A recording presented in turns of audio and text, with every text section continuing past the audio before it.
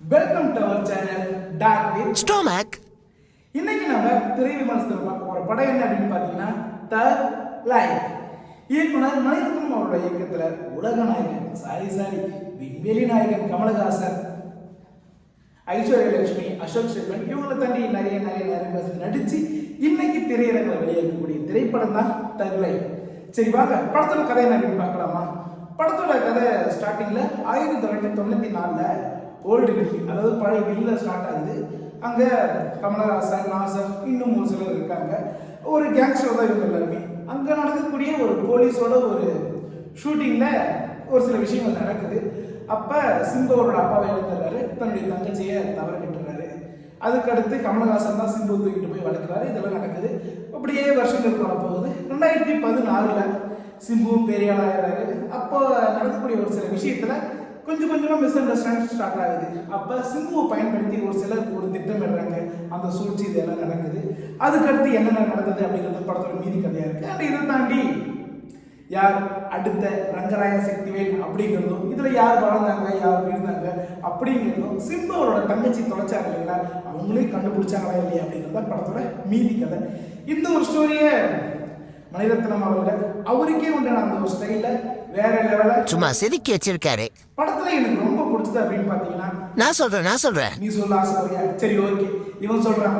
விண்மைய நாயகன் மறுத்து விட்டுட்டாரு, அமரா வந்த சிம்பு அசத்திட்டாரு, அதை தாண்டி சுகர் பேபி.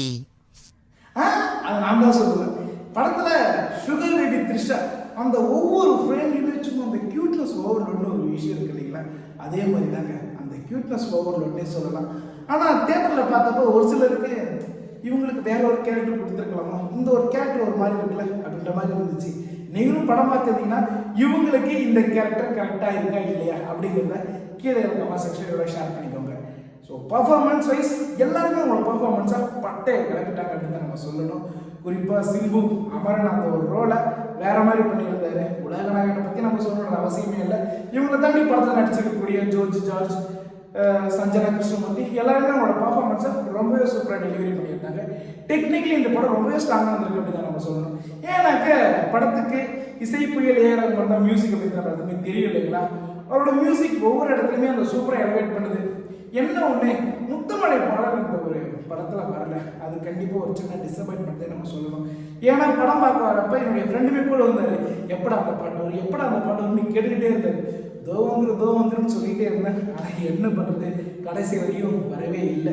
ஆனால் ஜிங்கிஜான் அந்த ஒரு சாங் மட்டும் இதில் ஃபுல்லாக வந்துச்சு. அது வந்து அந்த விஷுவலி ரொம்பவே சூப்பராகவே பண்ணியிருந்தாங்க. ஆனால் அதை தாண்டி அந்த சுகர் பேபியாக இருக்கட்டும், 5 வண்ண பூவே, இது எல்லாமே அங்கங்கே குட்டியே வந்துட்டு போகுதே தவிர அந்த சாங் ஒரு ஃபுல்லாலாம் கிடையாது, சின்னதாக நம்ம கொடுத்துருந்தாங்க.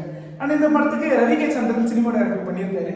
அவரோட சினிமாட்டோகிராஃபி பற்றி நாங்கள் என்ன சொல்லியா தெரியணும், வேற மாதிரி பண்ணியிருக்காருங்க.